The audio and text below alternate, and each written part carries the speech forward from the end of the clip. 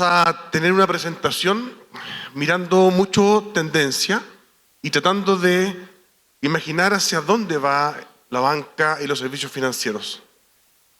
Hemos escuchado muchos componentes de tecnología y cuál es la razón de eso, que hoy día no podemos separar la tecnología de los servicios financieros.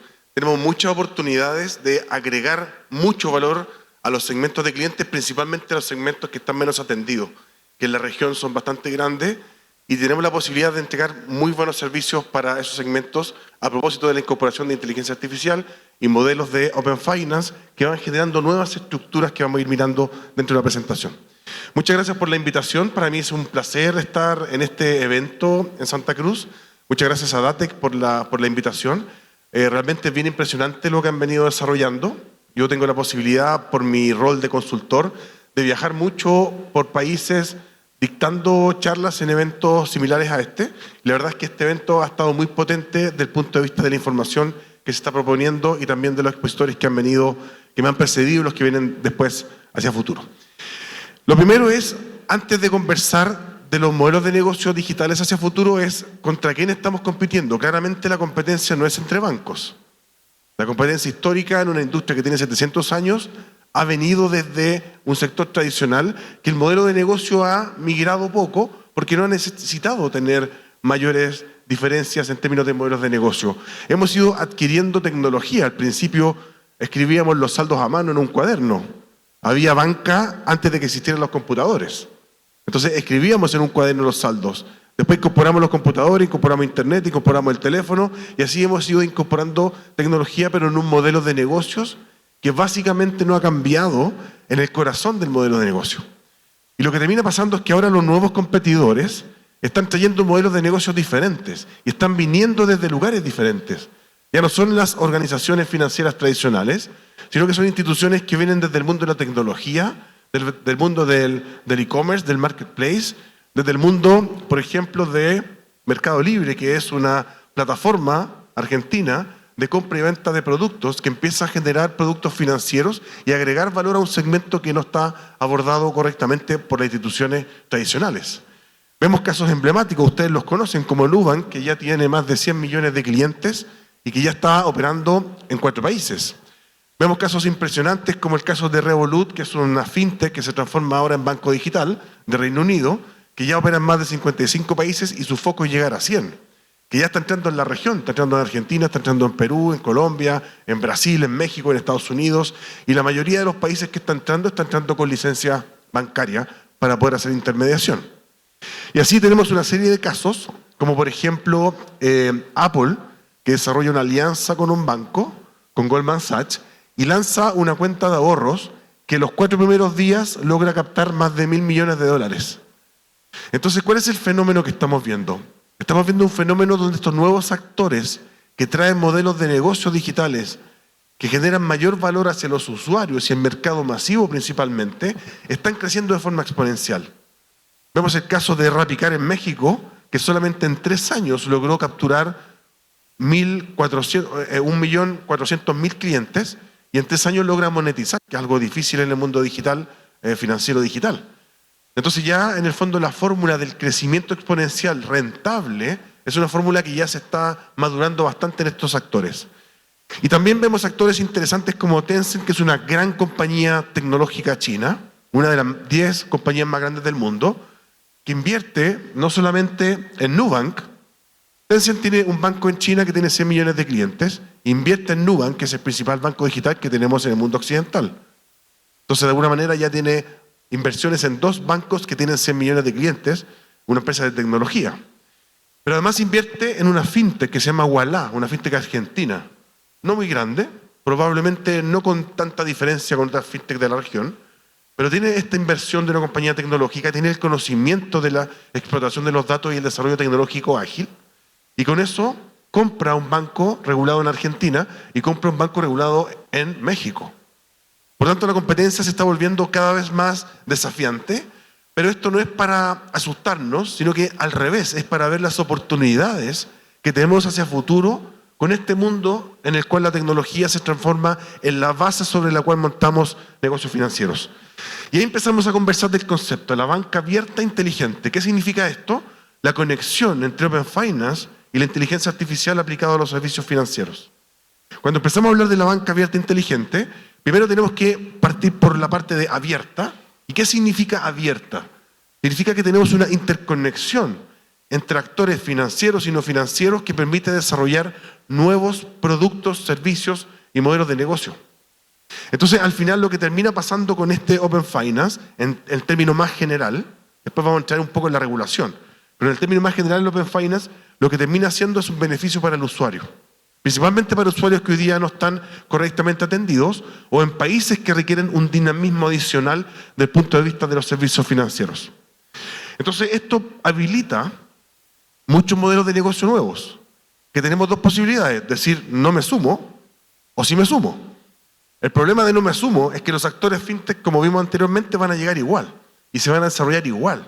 Entonces hay una conexión entre la tecnología, el mundo tecnológico que viene a los servicios financieros que tienen que migrar hacia el mundo tecnológico, pero hay una sola diferencia que marca el punto de inflexión, que la batalla se va a librar en el mundo de los tecnológicos, no en el mundo tradicional de la banca. Entonces, por eso es que es tan relevante entender este fenómeno, porque las oportunidades de colaboración, cuando vamos armando estas redes de generación de productos financieros para los clientes, nos genera que nosotros podamos tener una explosión del punto de vista de la creación de valor. En el modelo cerrado, nosotros no nos abrimos con nada, no compartimos con nadie, hacemos todo internamente. Y eso es lo que conocemos, es lo que nos gusta en nuestra zona de confort. Pero ¿cuál es el problema? Que nos impide la creación de valor. Tenemos una segunda capa del Open Finance, que es la capa regulada, el Open Finance regulado. Hay países que están entrando en una regulación de Open Finance y eso define ciertas cosas que podemos hacer en Open Finance. Define quién puede pedir información, cómo el cliente entrega el consentimiento para mover la información, qué información se mueve y a través de qué estándares tecnológicos. Entonces, cuando tenemos un Open Finance regulado, en el caso de Chile, por ejemplo, estamos a la mitad de la implementación de la ley de Open Finance. En el Reino Unido ya lleva 10 años con esta implementación, ya no es implementación, ya ellos lo tienen implementado. Así Brasil, México, etcétera, otros países. Pero ¿cuál es el punto? Que la regulación lo que norma es el movimiento de información confidencial del cliente.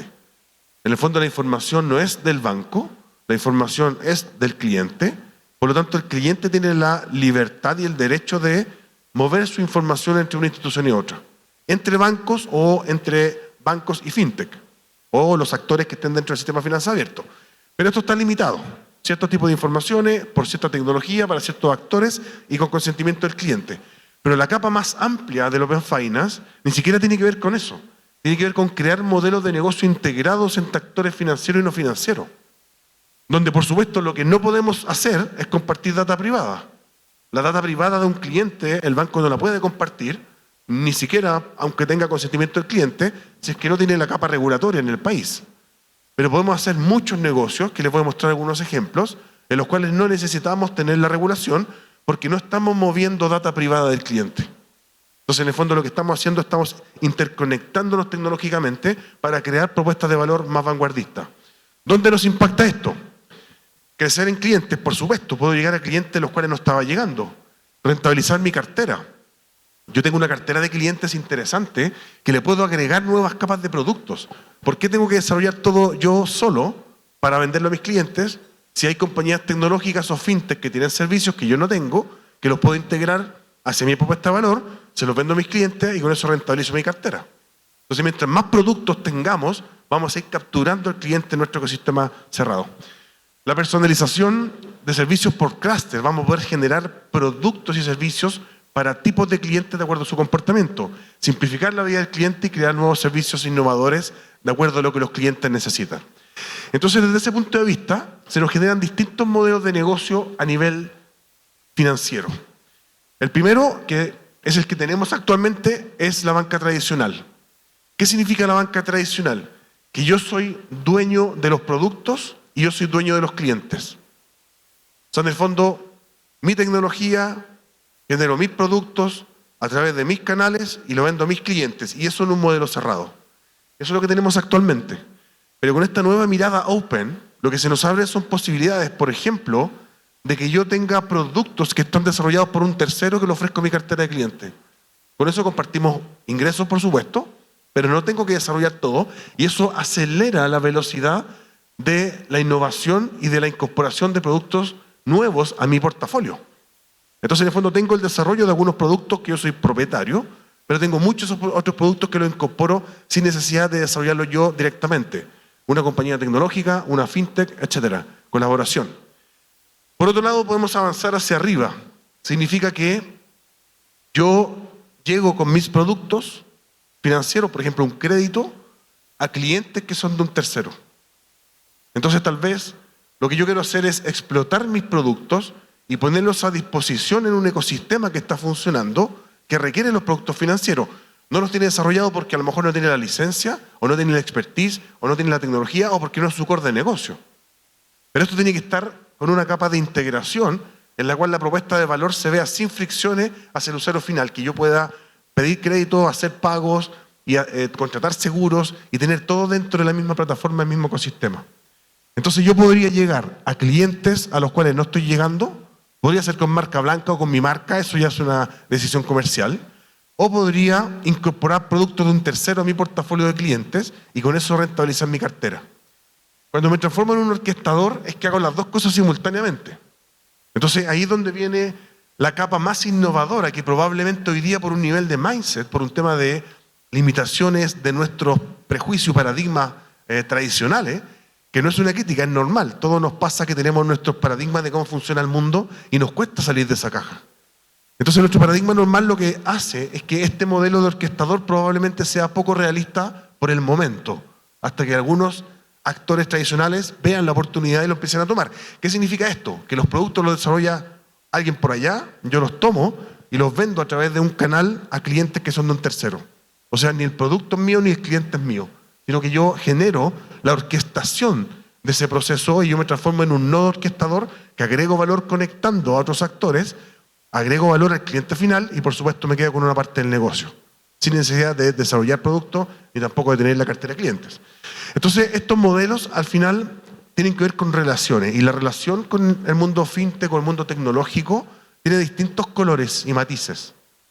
Yo podría invertir y comprar una fintech y dejarla funcionando lejos mío para que no pierda su dinamismo, o podría invertir en una fintech, comprarla, integrarla dentro de mis procesos, absorberla en el fondo, o yo podría vender productos de una fintech y la fintech sea mi proveedor, o yo podría ser el canal de la fintech y vender los productos de ellos a través mío, o yo mis productos a través de la fintech incluso. Hoy día estamos viendo bancos que están vendiendo sus productos a través de fintech. En Chile hay un caso emblemático. Hay un banco que se llama Banco Vice, que es bastante pequeño en términos de market share, debe tener un 3% probablemente en el mercado, 4% con suerte. Es un banco pequeño, bien de nicho. Y ese banco está enfocado en clientes de rentas altas y altos patrimonios y banca corporativa. No está enfocado en el cliente masivo. Entonces lo que hace es una alianza con Mercado Pago, que es el brazo financiero de Mercado Libre, y empieza a distribuir productos financieros que son unas cuentas remuneradas, que la persona tiene una wallet, invierte su plata ahí y eso le empieza a dar intereses. Toda la operación financiera está por detrás del banco, pero ¿quién llega a los clientes y quién tiene la masa de clientes? Mercado Libre. Entonces, en el fondo, el banco llegó a una masa gigante de clientes de Mercado Libre que abrieron cuenta en ese banco a través de Mercado Libre y que tienen los saldos en ese banco y por lo tanto crecieron los saldos vistas, que es el mejor negocio del banco. Si yo crezco mis saldos vistas y después los presto como crédito con intereses, es el mundo ideal. Entonces, ¿cómo una institución pequeña financiera puede crecer de forma exponencial? A través de tener un partner tecnológico o un e-commerce marketplace o algún ecosistema que en el fondo esté moviendo mucha data y muchos clientes. Entonces, bueno, ¿cuál es la mejor opción? Son temas estratégicos, todas las opciones son buenas, todas tienen pro y contra, no son balas de oro, algunas no funcionan y tenemos muchos casos de fracaso, pero aquí es donde están las oportunidades hacia adelante. Y ahora empecemos a conectar con el segundo tema. Dejemos un poco la parte de abierta afuera y entremos en la parte inteligente. Cuando hablamos de la parte inteligente significa que la inteligencia artificial no es solo un habilitador para los procesos, no es solo un habilitador que me genera eficiencia, también, pero no es solo eso, sino que es la base del núcleo sobre el cual monto el negocio financiero. ¿Y por qué tendría que montar un negocio con una base en inteligencia artificial? Porque la inteligencia artificial es más adaptativa. Hoy día el mundo cambia muy rápido. Entonces hoy día instituciones rígidas que no se adaptan a estos cambios rápidos quedan fuera. Entonces yo, para ser mucho más ágil y ser mucho más adaptativo, tengo que tener una base tecnológica que me permita interconectarme con otros actores y generar productos y aprendizaje rápido, explotar la data, hacerlo mucho más personalizado, tener aprendizajes y romper con la estructura tradicional. Hoy día tenemos planificaciones que son lineales, largas, lentas, tenemos estructuras, culturas, sistemas que son muy engorrosos, que son muy, de alguna manera, poco flexibles. Y eso va a ser nuestra principal limitante. Tenemos en la mayoría de los bancos del mundo probablemente, pero en la región, que es lo que yo más conozco, tenemos bastante obsolescencia tecnológica. Entonces esa obsolescencia tecnológica no conversa con la velocidad de los cambios que hoy día tenemos en el planeta. Entonces requiero ir formando negocios sobre esta base de inteligencia que me dé mucho más dinamismo. Dentro de eso, el concepto de la estrategia de la banca basada en inteligencia artificial, lo que nos permite es que empecemos a pensar en una organización autónoma que va aprendiendo de los datos. Entonces vamos tomando la lógica de la inteligencia artificial para implementarlo en nuestros procesos de negocio. Y eso que nos permite detectar oportunidades en tiempo real, nos permite predecir resultados futuros, optimizar los recursos y básicamente acercarnos al concepto de la banca contextual. Es decir, la microsegmentación, donde le entrego una oferta a un cliente en tiempo real, una oferta que es relevante para ese cliente de acuerdo a lo que él está haciendo y de acuerdo a su gusto y su información. Y matamos las campañas donde aparece un banco, tengo 50 puntos o 10% de descuento en la tasa, o voy a sacar un producto de una tarjeta sin comisiones, o tengo un plan de fidelización, etc. Esas campañas masivas empiezan a desaparecer. Entonces, bueno, la evolución que ustedes la conocen la voy a pasar rápida, desde una banca tradicional donde la relación se da principalmente en un sector físico, tenemos horarios acotados, tenemos procesos relativamente lentos porque son con bastantes manualidades y estamos detectando riesgos con información histórica. Incorporamos rápidamente el tema de la banca digital y ahí se nos abrieron oportunidades. Mismo modelo de negocio, pero con una tecnología más avanzada, nos permitía el 7x24, el automatizar cosas y el mejorar la relación con el cliente, porque ahora estaba en el teléfono del cliente la relación, no tenía que ir hasta mi oficina. Pero ¿cuál es la siguiente generación a la cual vamos a ir evolucionando? A una relación que está dentro, que está embebida dentro de la vida del cliente. Entonces la relación emerge, el producto emerge de acuerdo a lo que yo estoy haciendo. Entonces el sistema detecta lo que estoy haciendo y me hace la oferta financiera en ese momento. La probabilidad de aceptación es altísima, la experiencia sube. Y desde ese punto de vista también tenemos procesos instantáneos, tenemos procesos hiperpersonalizados y la detección del riesgo y del fraude en tiempo real en base a los comportamientos, no información a data histórica. Les voy a mostrar un poco más adelante algunos ejemplos de cómo esto va creciendo y va impactando en términos de la cifra de las instituciones financieras. En el mundo comercial, por ejemplo, puedo tener gemelos digitales que los construyo en base a información que me permite que yo haga ofertas en hiperpersonalización. Porque en el fondo conozco la data de un cliente en particular para hacer esa oferta. Entonces todo el modelo va cambiando y desde ese punto de vista estamos en un nuevo escenario donde por un lado la tecnología de inteligencia artificial y por otro lado las finanzas abiertas se conectan y empiezan a generar muchas oportunidades para el futuro. Algunos casos de éxito. Primero, antes del caso de éxito directamente, solamente una breve reflexión respecto a en qué estamos con la tecnología, en particular agéntica, que Cristian lo mencionaba en la mañana. Es una tecnología clave que hoy día nos permite no solamente optimizar un proceso, una parte de un proceso, sino que repensar nuestro modelo de negocio completo. Entonces, al principio decíamos, tengo un chat GPT que le hago una pregunta, un texto, como un chat, y me contesta. Entonces, siempre es la mirada de proceso. Hay un input, que es una pregunta, por ejemplo, en términos de texto, y me responde una pregunta en texto.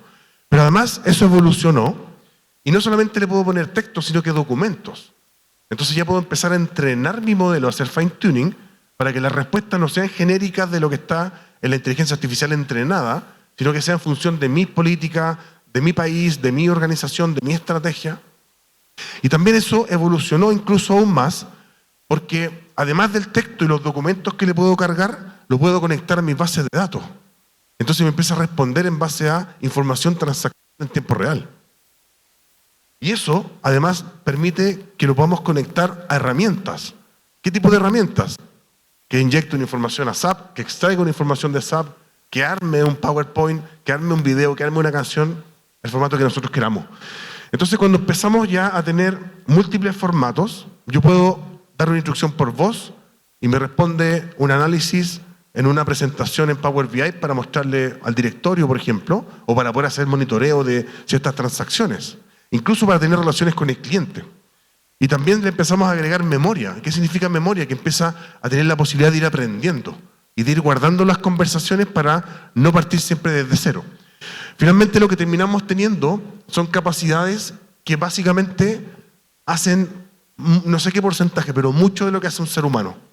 En el fondo puede capturar el entorno, ya sea visualmente, con Vision Computing, puede ver las caras, puede identificar quién es la persona, puede escuchar instrucciones por voz, instrucciones por texto, puede tener memoria, puede tener capacidad de razonamiento, puede operar los sistemas, puede generar cosas nuevas para poder entregar.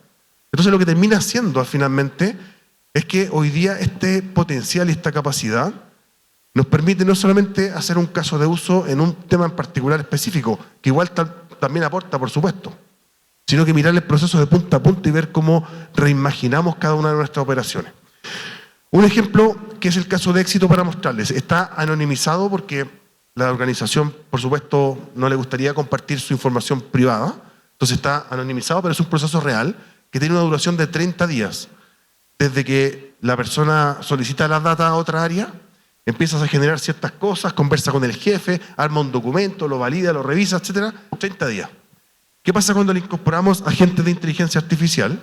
Desde la extracción de la data es automática, el almacenamiento, procesamiento, la generación del informe también automática, y lo que termina haciendo el ser humano es, aparte de entrenar el modelo, es asegurarse de que esto esté correcto, porque todavía hay cierta probabilidad de que tenga errores, que tenga sesgos, etc.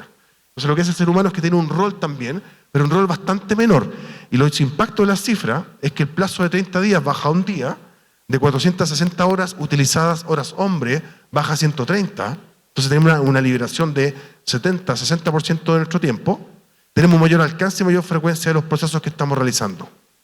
Entonces, con este impacto, en el fondo, la pregunta no es, ¿vamos a incorporar o no IA? La pregunta es, ¿qué tan rápidos somos para poder cambiar nuestro modelo operativo, modelo comercial, para poder incorporar este tipo de procesos? O sea, deberíamos estarlo mapeando ya, porque si no estamos perdiendo mucho tiempo. Otro caso de éxito. ¿Cómo detectar el fraude en tarjeta de cuentas? Los modelos tradicionales son modelos basados en experiencia histórica que tenemos como compañía, en casos de fraude anteriores y también en reglas de negocio, que tienen un comportamiento errático, porque cuando ponemos una regla de negocio y bloqueamos una transacción fraudulenta, ¿qué hacen los fraudulentos? Cambian la práctica y generan una nueva forma de hacer fraude. Entonces estamos permanentemente detrás de tratar de detectar el fraude y poner reglas de negocio. Lo que se hace inmanejable. Hay organizaciones que tienen 300 reglas de negocio para detectar fraude. Es una locura y un tremendo equipo para trabajar resolviendo muchos casos que la mayoría, de hecho acá no se alcanza a ver muy bien por el color, pero yo se los cuento, el 80% son falsos positivos. O sea, tenemos un equipo humano trabajando con casos que no deberíamos bloquear porque eran casos correctos.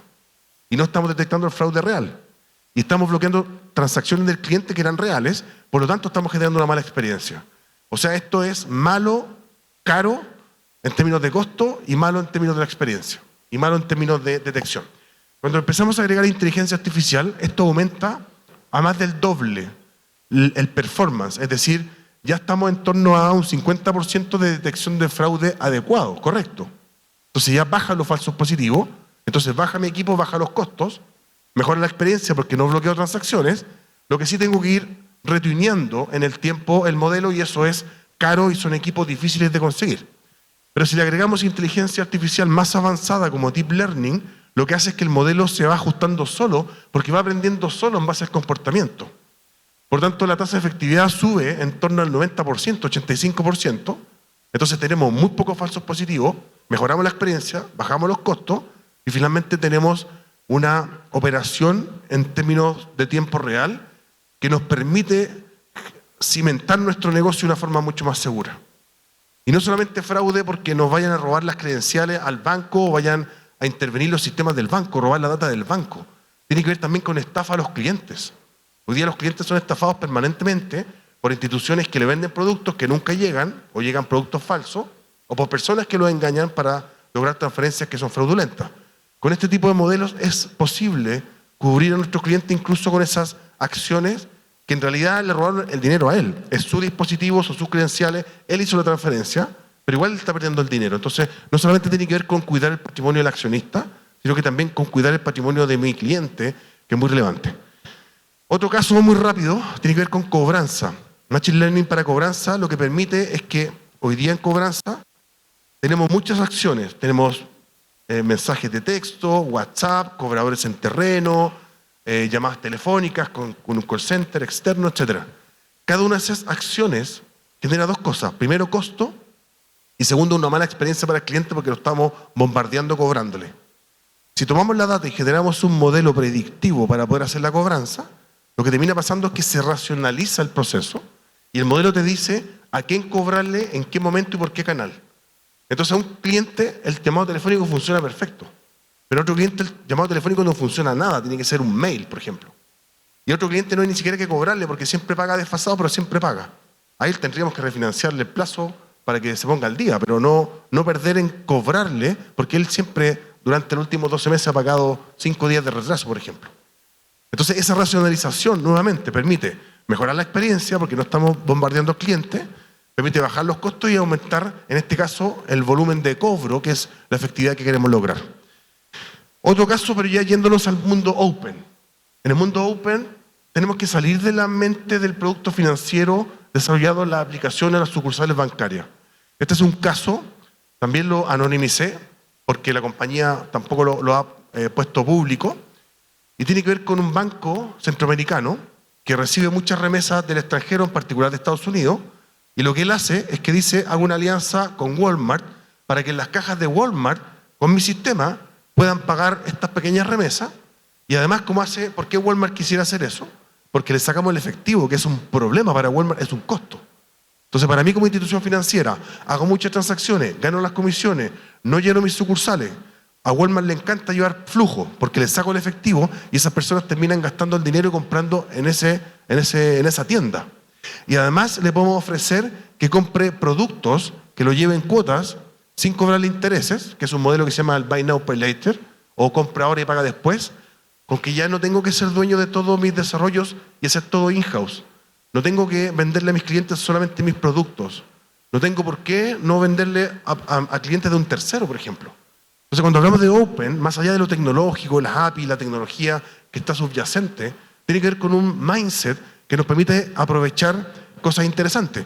Este caso igual es bueno, tiene que ver con una telco, con Movistar Seguros, que en el fondo la compañía de seguros, la compañía telefónica, la telco, lo que hace es que vende fibra óptica. Este es un caso de México. Entonces vende fibra óptica. Como México es un país que toda la gente, la gran mayoría de las capitales tiene fibra óptica ya, entonces que alguien pida fibra óptica es raro. ¿Cuándo alguien compra fibra óptica nueva? Cuando se cambió de casa y compró o arrendó una casa nueva. Entonces en ese momento, ese es el trigger, ese es como el gatillante. Cuando yo digo, esta persona se está cambiando de casa, es el mejor momento para ofrecerle un seguro de hogar, porque está más sensible, porque está llegando a una casa nueva y algo puede ocurrir en términos de robo o algún accidente de los vidrios, que se le rompe los cristales, o se le quedó la llave adentro, requiere un cerrajero, o se le rompió una cañería y tiene una fuga de agua, etc. Entonces, en el fondo, el servicio financiero, que es el seguro, emerge cuando hay una experiencia relevante para ese cliente, que en este caso es la adquisición de una fibra óptica. Finalmente, yendo ya a la conclusión, ¿cómo capturar el valor de la banca abierta e inteligente? Tiene que ver con un cambio de mindset principalmente, pero también hay muchos casos de fracaso. Yo le he contado los casos de éxito. Depende del estudio que miremos, hay distintas cifras. El último estudio que sacó en julio el MIT decía que el 95% de los proyectos de IA, de ese estudio, que eran 300 empresas, no agregaban valor. No se había monetizado o recuperado el dinero. Solo 5 agregaban valor. Pero ¿cuál es la conclusión principal? No es un problema de la IA. Es un problema que no teníamos la estrategia para hacer la transición hacia un modelo inteligente. Entonces, clave que tengamos esta estrategia. Este tema no tiene que ver con tecnología. La tecnología es el habilitador. Tiene que ver con una visión estratégica de qué negocio queremos construir hacia el futuro. Y aquí tenemos 10 recomendaciones interesantes. La primera, que tengo que replantear mi estrategia. ¿Cómo la IA conversa con mi estrategia? ¿Mi estrategia da respuesta a lo que quiero hacer con IA? Probablemente la estrategia actual no. Entonces, ¿cómo yo logro que la IA apalanque un plan estratégico que considera este nuevo contexto? Entonces, primero es un alineamiento estratégico. Lo segundo es empezar con pilotos pequeños. Tenemos que aprender, tenemos que hacer los MVP, tenemos que hacer las POC, los prototipos, tenemos que hacer casos de uso pequeños para ir aprendiendo y tomando confianza y principalmente tener errores, fallar, pero fallar rápido. Pero no podemos quedarnos solamente en las POC. Eso es un error también que está ocurriendo en muchas instituciones financieras, que están llenos de POC pero en ninguna escala. Entonces tenemos que tener un modelo que sea escalable. Tengo que tener una POC para probarlo, pero la pregunta es cómo después lo escalo. ¿Tengo las condiciones para escalarlo o no? Y eso tiene que ver primero con la gestión de los datos, que lo mencionaba en la mañana. Los datos es clave. Si no tengo ordenado el tema de los datos, la IA es bastante poco lo que me va a poder ayudar. Entonces el tema de los datos es clave. Lo otro es el stack tecnológico. Tengo las plataformas adecuadas y me permita explotar la IA como lo estamos conversando. Y tengo el talento y la gente con la capacitación suficiente para tener un entendimiento para poder aprovechar estas oportunidades. Entonces tengo en el fondo varios componentes que trabajar de forma simultánea. Lo séptimo es clave, el ecosistema abierto. Esto no lo puedo hacer solo. Aunque quiera, aunque tenga los mejores profesionales del planeta, ni Google lo está haciendo solo. Nadie lo está haciendo solo. No puedo hacerlo solo. Tengo que tener partners. Pueden ser grandes vendors, pueden ser mis proveedores tecnológicos, mis partners tecnológicos, pueden ser universidades, pueden ser pequeñas startups. Mi recomendación es que sea variado. No necesito casarme con un solo partner para todo, sino que puedo tener un ecosistema abierto con el cual voy interactuando para avanzar en este contexto. Lo otro es el riesgo y el cumplimiento. Esto es súper relevante, porque las regulaciones están atrasadísimas respecto de cómo resguardar la seguridad y tener ética a lo que estamos haciendo. Podemos hacer mucho daño con esto si lo mal usamos. Y también los riesgos de ciberseguridad, que lo veíamos justo en la presentación anterior, que eso, en el fondo es un temazo. La regulación probablemente nos va a exigir hasta aquí. Nuestra política interna debería ser por acá. O sea, nosotros deberíamos ser más exigentes con nosotros mismos que lo que la regulación nos está pidiendo, incluso en los países desarrollados, porque la tecnología avanza más rápido que la regulación en todos los países. Lo otro tiene que ver con la gestión del cambio, que en el fondo es un proceso de cambio relevante, y finalmente con la medición de impacto. Tengo que tener la medición de impacto. Esto no es solamente agregar IA por IA o hacer open por open. Esto tiene que tener un impacto en nuestros clientes, por supuesto, pero finalmente un impacto en negocios. El esperar que tengamos una regulación que nos obligue es el peor riesgo que podríamos tomar hoy día. Mi recomendación, y lo he visto en muchos países, sobre todo en Centroamérica, es avancen con el open, avancen con la inteligencia, vayan aprendiendo, generando el músculo. En algún minuto la regulación va a llegar, porque siempre llega, y va a normar ciertas cosas y nos va a permitir cosas que hoy día no podemos hacer. Pero mientras eso no exista, tenemos que seguir avanzando. Muchas gracias a todos por la participación.